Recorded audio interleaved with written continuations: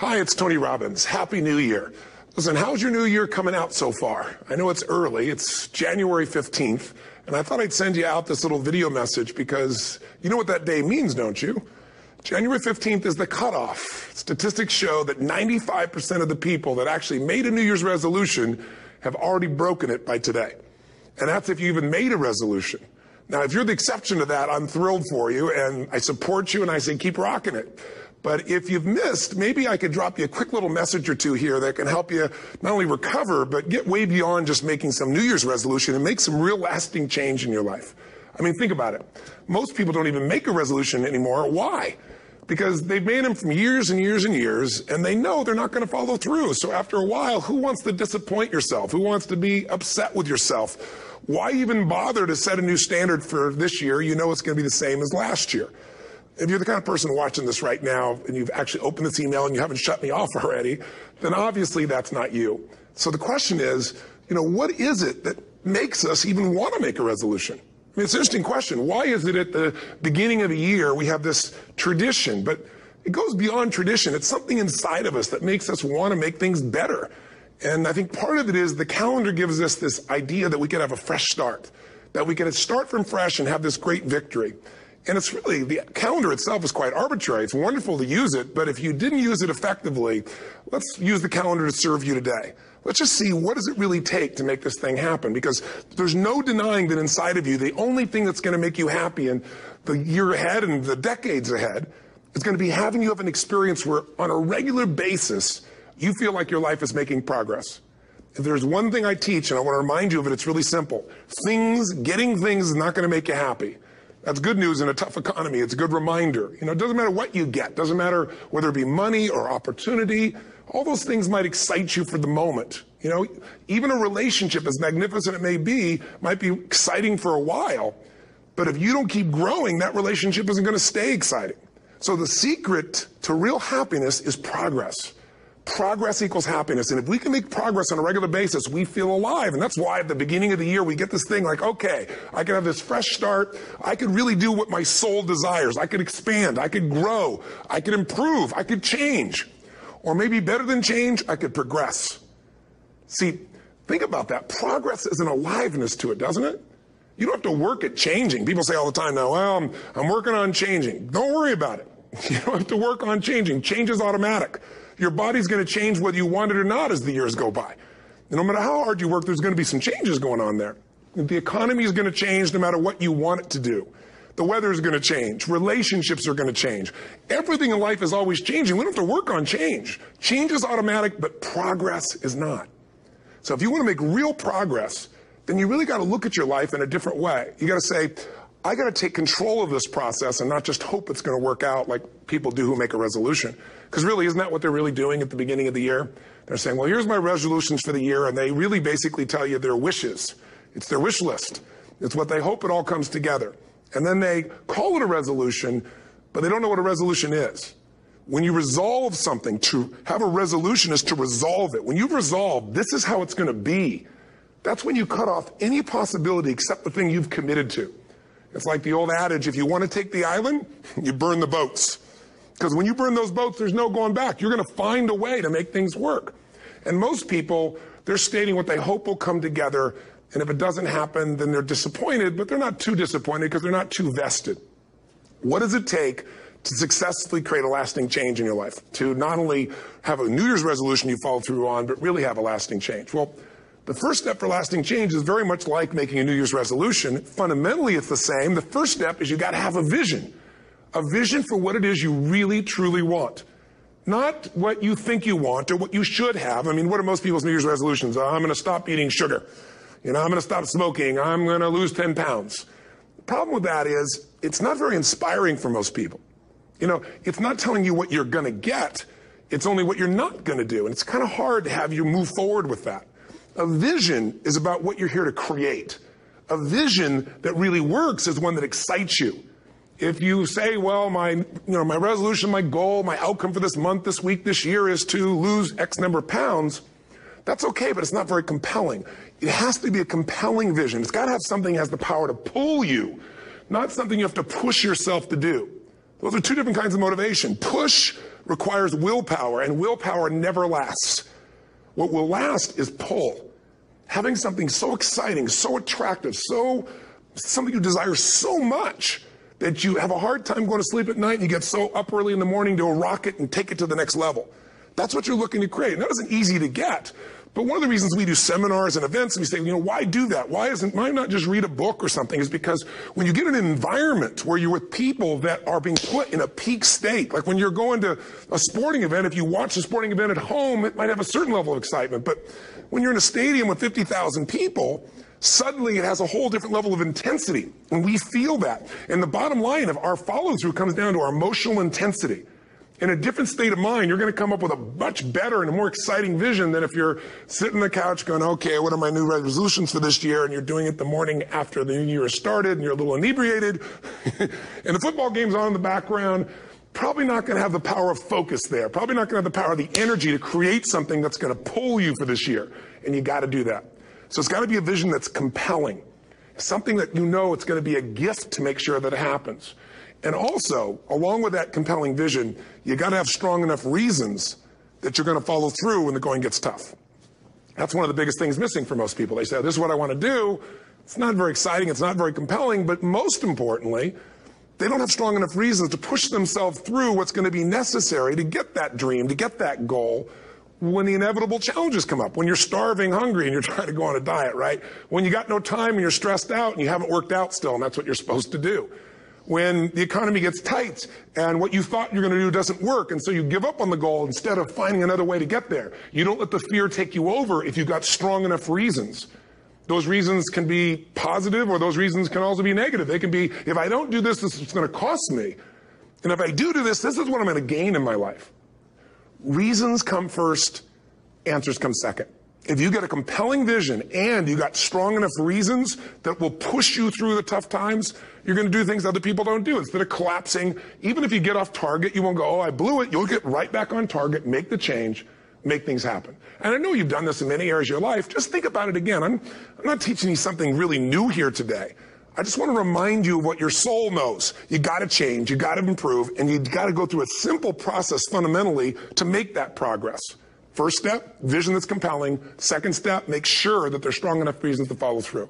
Third step, you got to review it and feel it every day.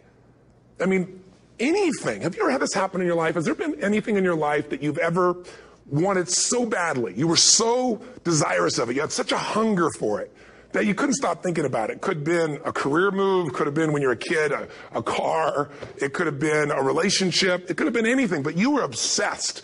You wanted to make this happen. You wanted to attract this to your life. You just wanted something. And you didn't even know how to get it. But it was so compelling to you. You kept thinking about it every day, envisioning it, imagining it, feeling it. And then stuff happened. And suddenly you started to attract people or situations to your life, and it just came together. Like, you didn't even have a total plan. It was just that it was so a part of your focus with so much intensity and emotion so often that it sensitized you to notice anything that could get you there. There's a part of your brain called the reticular activating system. For short, we call it the RAS. That part of your brain determines what you notice in the world. And it's really important because when you set a goal, when you get really clear on a vision, and there's strong enough reasons, and you review it enough, and it becomes a part of you, that part of your brain says, anything that relates to this, I need to notice. It's like, did you ever buy a certain kind of car or maybe a certain outfit, and suddenly you see that car everywhere, or those outfits everywhere? Well, the cars were always around, but why do you see it now? Because your RAS knows this is important. This is part of my world now. Similarly, when you really get clear and it's compelling and you're reviewing it every day, you've got strong reasons and you're reviewing it every day and you're feeling it, the brain becomes incredibly acute at noticing anything to get you to move forward. And so that's the power of this. So, what do people do with a New Year's resolution? They come up with something they kind of want. It's not a compelling vision. They don't really have strong enough reasons, and they never review it again until they notice that they broke what they said they really want to make happen, because they didn't really resolve. If you resolve, you got the vision, it's compelling, you review it daily, and you feel it, you envision it, and you experience it. Simple as it sounds. Now, ultimately, what is this really about? Ultimately, if you're going to have lasting change in anything, you're really talking about just raising your standards. I always tell people, if you want to know how to change your life, I give it to you in 3 words, boring as it sounds: raise your standards. What does that mean? corny as it sounds. Raise your standards. Oh, thank you for the breakthrough thought, Tony. I'm glad I wasted my time watching this little email with you. But think about it. Lasting change is different than a goal. You don't always get your goals, but you always get your standards. Maybe it would help you is to think about it this way. I try to explain standards to people with a different set of words. Think of it as everybody in life gets their musts. They don't get their shoulds. Like, think about it. Most people have a list of shoulds, don't they? Don't you have a list of the shoulds, things you should do, you should follow through on?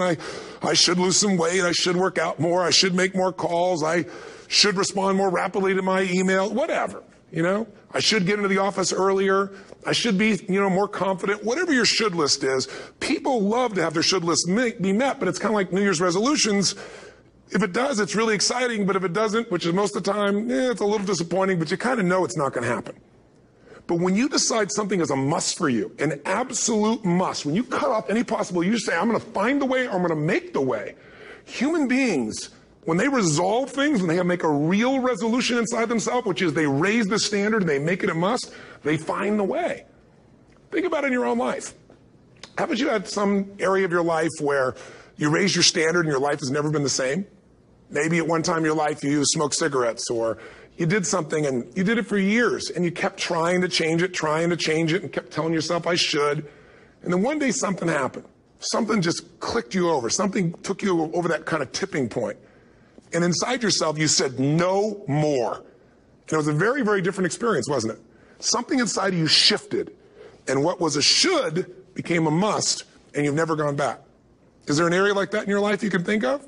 Again, did you ever smoke cigarettes? Did you ever eat a certain way, drink a certain form of alcohol, and then finally say no more, and you just don't go back? And notice this, it doesn't really take any willpower anymore. Because somewhere when we make this click, when we make something a must, we attach ourselves to it. It becomes part of our identity. And one thing I've learned in the last, 33 years of working with people from now over 100 countries, 4 million people, is human beings absolutely follow through on who they believe they are. If you said to me, well, I'm really going to work hard to stop smoking, but, I've been a smoker my whole life, and I am a smoker. I know your days are numbered. You're going to be back smoking cigarettes again, because we all act consistent with who we believe we are. I tell people the strongest force in the whole human personality is this need to stay consistent with how we define ourselves. If you define yourself as somebody who is really conservative, you're not going to be crazy and act nuts unless you're really drunk or something, and then you can say it's the alcohol. When it's really just you finally getting permission to be yourself, the alcohol is your excuse. If you're a really crazy person, you act crazy, outrageous, playful. You don't act conservative because that's not who you are. Very often people say, well, I can't do that. I'm not that kind of person. And I always say to people, really, when did you define yourself? I mean, really, how many years ago did you come up with what you could and couldn't do in your life? How many years ago? Most people, if they really look at how they're living their life today, it's based on a set of standards, a set of beliefs that they made choices about 10, 20, 30 or more years ago. I mean, very often we made decisions in our youth or very young about what to believe, about what we were capable of, about who we are as a person, and that becomes the glass ceiling, if you will, that controls us. There's a corny metaphor, but it's true. I remember one time I was with my family at the circus, and there was a person there, and they had this big, giant elephant. And you look at this elephant, and they take this little rope, put it around the elephant's neck, and they drive this stake into the ground. And I mean, you look at this, and you know that elephant could rip down the entire tent with almost no effort. And yet, the elephant doesn't struggle, doesn't try. Why? Because the elephant's conditioned. And they take that elephant and condition the elephant when it's a baby elephant. That's how they train him. When it's a little baby elephant and it doesn't have the power yet, they put a big rope around it and they drive this huge stake in the ground, and the elephant fights and fights and fights. And one day, finally, that elephant decides, I'm not capable of pulling this out. And once that becomes the definition of an identity of anyone, an elephant in this case, they don't even try anymore. It's just who I am, that's how it is, that's just the way it is in my life. I'd like to ask you to take a look at any place you've got a limitation and ask yourself, when did I decide to accept that limitation? And you may not even see it as a limitation. You might see it as just that's who I am. But so often in our lives, we've adapted to be a certain way so that we don't fail or so that people will like us or respect us, but it's not necessarily who we are. Joy comes when you're spontaneous. It's really hard to be truly happy when you're not being yourself. And most of us have no clue who we are. And so a big part of my work, if you've ever been to an event, you know, is to get people to do things spontaneously without thinking, because that's when the real you shows up. That's when the energy comes alive. And when you do that, when you start to connect to your true nature, suddenly there's energy available for you to set a higher standard for what you want in your life. That's what this is really all about. And when I talk about standards, when I talk about, shoulds versus musts, think about your own life. I know there have been areas in your life where some point in time you just shifted and you raised the standard and your life changed. Because whatever people have their identity attached to, they live. We live who we believe we are. That's just how it works. It's just kind of like, I'll give you an example. Look at your physical body. Your physical body today is an absolute reflection of only one thing. Not your goals, not your desires, but your standards. The identity you have for yourself. If your standard is you're an athlete, then there's a certain amount of strength, a muscle tone, and energy that's available in your body on a regular basis because that's who you are. And so you do whatever's necessary to maintain that identity. Again, the strongest force in the human personality is this need to stay consistent with how we define ourselves. Because if you don't know who you are, you wouldn't know how to act. Once you lock in on that identity, your brain finds a way to keep you there.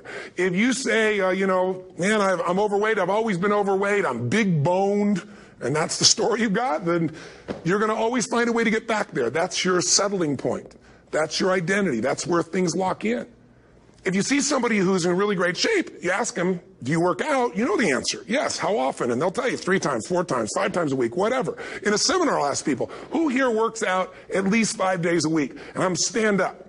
And you look around that room, and you know that they work out 5 times a week because you can see their body. You don't just get a result without some kind of action, without some form of ritual. Ritual meaning actions you do consistently.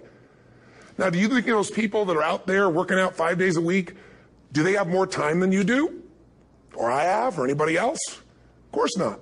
Is their life less busy? Of course not. It's just a must for them. They must work out that way, and they've made that turn and their life's changed.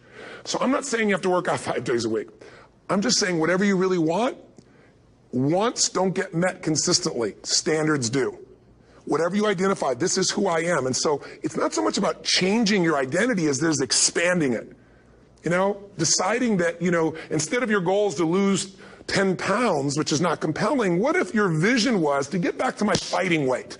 This year, this month, this next 90 days, I'm going to transform my body. I'm going to take on a new challenge. I'm going to find some technique or strategy. There's a million of them that can reframe myself where I want to feel younger, stronger, more vibrant than ever before. Here's my reasons. Because I want the energy to really make my life work. Because it's tough out there, and I want to be stronger than I've ever been before.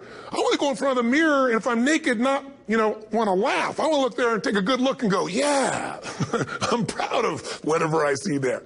Whatever it takes, something's going to make you laugh, smile, something that's going to tease yourself, but something's going to move you to another level. If you identify yourself in a new way and you own that every day, and that becomes the standard of how you live, you'll find the way to make that standard real.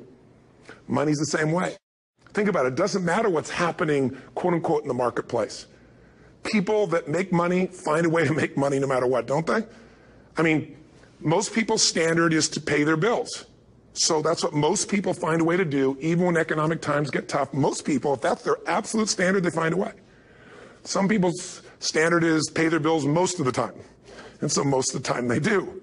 Some people's standard is not just to pay their bills, but to take care of their family and maybe even some of their friends. And they find a way. In fact, some people may be in a family where they don't have enough money. They barely have money to pay their bills. They work their guts out.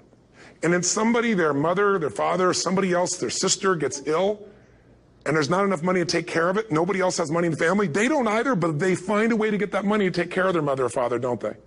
And pay their bills. They never could do it before. Why? The situation made them raise their own standard. And not everybody does that. Somebody else in the family might have money and still not take care of their mother. It all comes down to the inner game, my friends. Changing your life is a change in the inner game. The outside world you can't control, but you have absolute control over this one if you learn the dynamics of what shapes you. And identity is one of those simple, clear, fundamental basics that if you start to shift it, everything else will shift in your life as well. Some people, by the way, have to have more than enough money to do what they want, when they want, where they want, with whomever they want, contribute the way they want. And if that's their must, they find a way. I know that sounds overly simplistic, but it's true.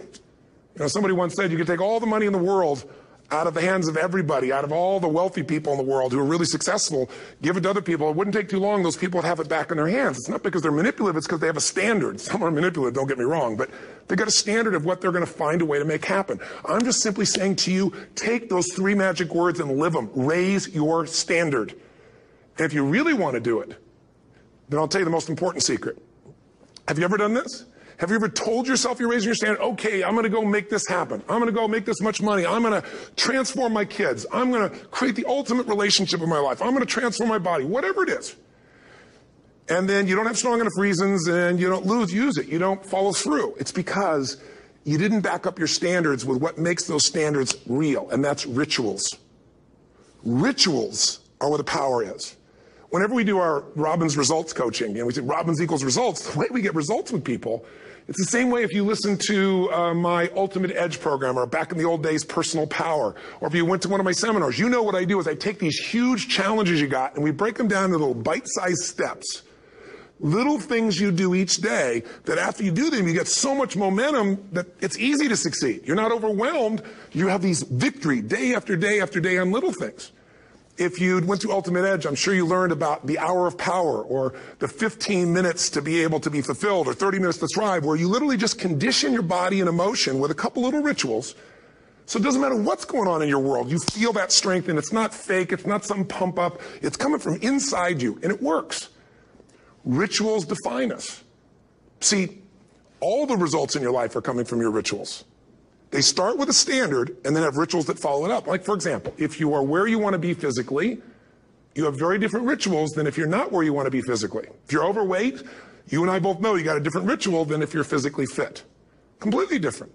You get up in the morning, what's the first thing you do if you're fit? Your shoes are there, you roll over, doesn't matter how you feel, you put on your shoes, you lace them, you start walking, or whatever that ritual is. If you're overweight, you roll over and you have a very different ritual. You might roll over several times to turn the alarm clock off. You go in and get your mocha, smocha, whatever, special coffee. You stop by at Starbucks, whatever the case may be. You have your nice sugar muffin. It's supposed to be really nice for you. Whatever you do, it's a different ritual. If you have a great, passionate relationship, you have very different rituals in how you come home than if you have a lousy relationship. When you come home and the first thing you do is you're tweeting somebody, or you're emailing, or flipping on the news, or you don't even come home. What are the rituals? Whenever I study people that are successful, what I look for is what's the standard they hold themselves to, and then what are all those little rituals that add up? Because think about it. Success and failure are not giant events. They don't just show up. You don't just suddenly become successful or suddenly have this cataclysmic event that makes you fail. It may look that way, but failure comes from all the little things. It's failure to make the call. It's failure to check the books. It's failure to say, I'm sorry. It's failure to push yourself to do things physically that you don't want to do. And all those little failures day after day come together until one day some cataclysmic event happens and you blame that. That event happened because you missed all the little stuff. Do you agree with me?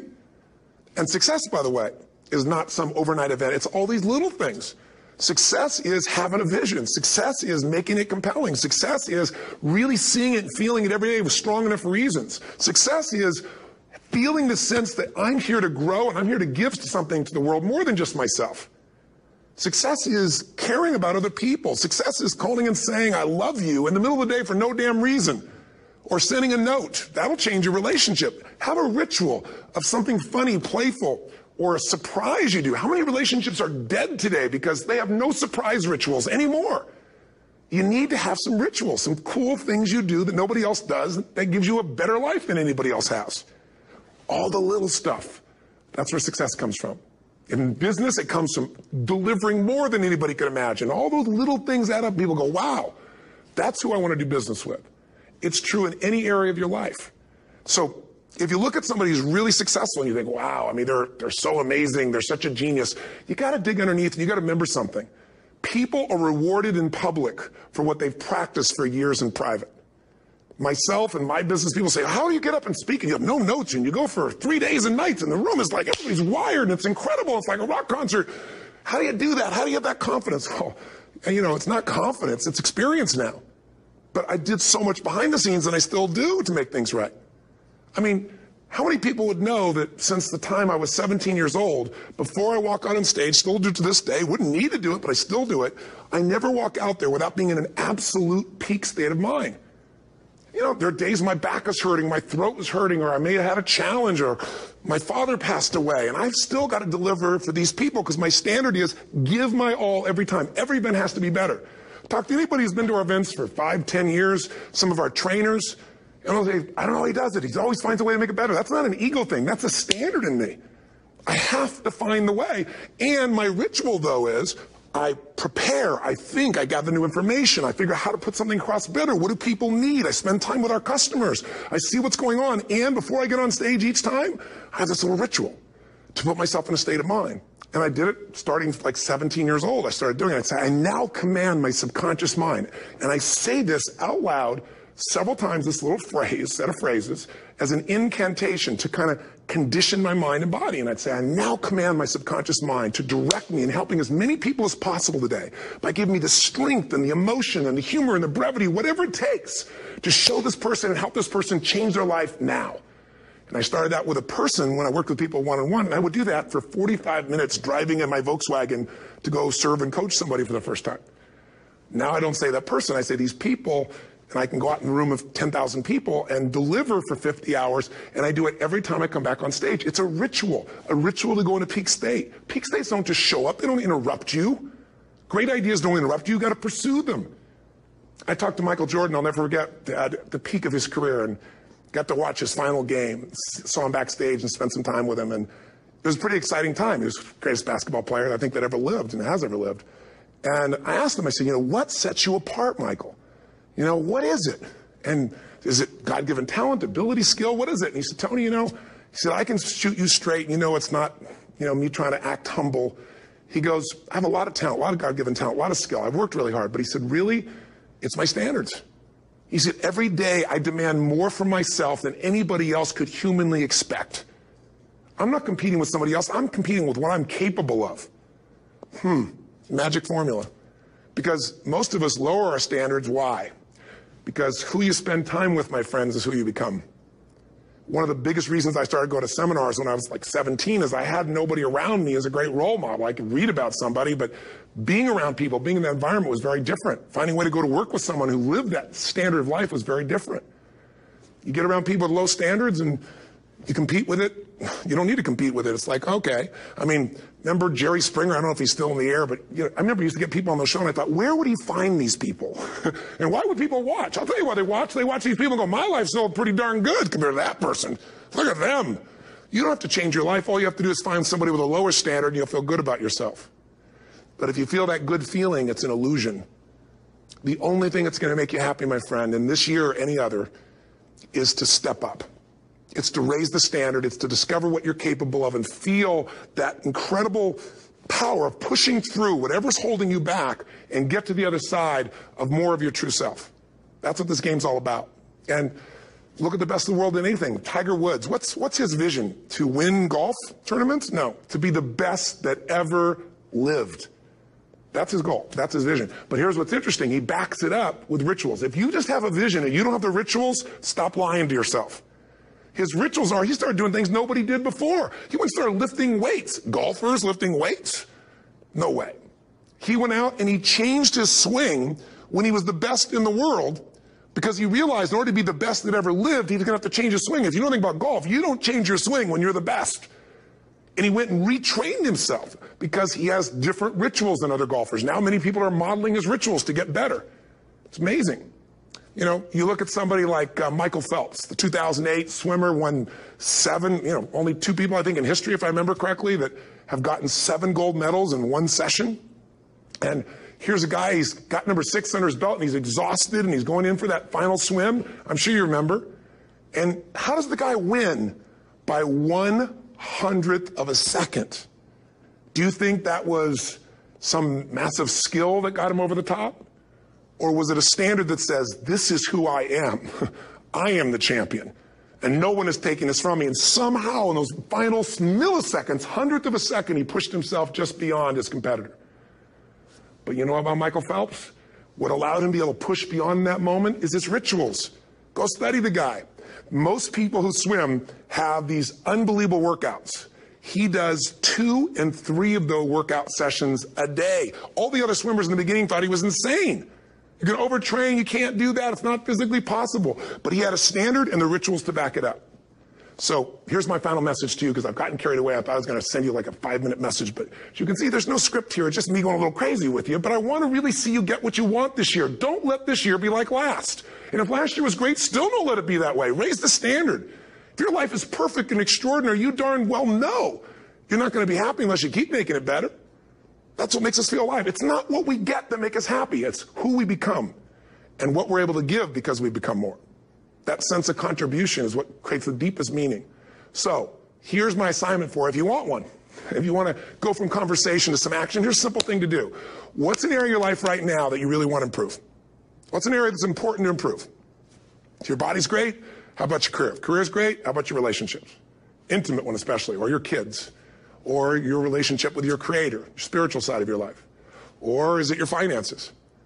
Figure an area that really matters. Decide on that area. Number 1, write down what your life is like in that area right now as specifically as possible. So you might say, well, I'm 13.5 pounds overweight, whatever the weight is, whatever the situation is, or my body fat's like this, or I wake up exhausted in the morning, and you write the truth of where you are right now. So you're real clear. Or I'm not in a relationship. I say I want a relationship, but I'm not in one, and I don't seem to find them. All the good ones seem to be gone is my belief. And I really do want one, but I don't have it. Whatever your definition. Or I'm in a relationship, and God, I wish I wasn't in a relationship. I'm planning my escape. Wherever you are. Or I have a wonderful relationship. We love each other, but there just isn't enough passion. Just write the truth of where you are. The area you want to change, but write how it is. And then the second step is, this is where you got to be really honest with yourself. What are the rituals that have put me there? Because whatever results you're getting, even if you don't like the results, there's some rituals that are keeping you in that place. There's some rituals of what you eat or don't eat, how you move or don't move, how you sleep or don't sleep. There's some rituals in the lack of variety or spice or energy or focus in an area.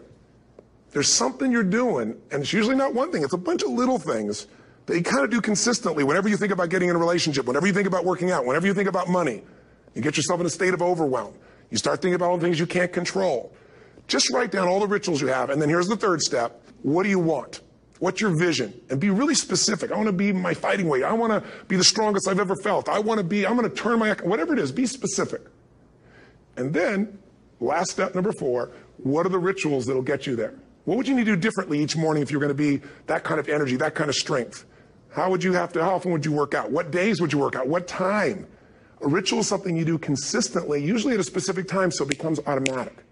Let me tell you something. Willpower doesn't last, but rituals can last a lifetime. I bet you have some rituals in your life right now you've been doing for years, even though some of them don't serve you. I'm just saying, wake yourself up. If you want a new year and a new life, you don't need to start on January 1st. Start today. Start with this little video. And just begin to see what happens and see how easy it is to just do a few little rituals. Don't do them all, just do 2 or 3 new things. And you know what happens? You'll get momentum. Because once you discipline yourself in one area of your life, you feel yourself doing it in other areas as well. And I always say something that my original teacher taught me. I always remind people, there's always 2 pains in life. There's the pain of discipline, or there's the pain of regret.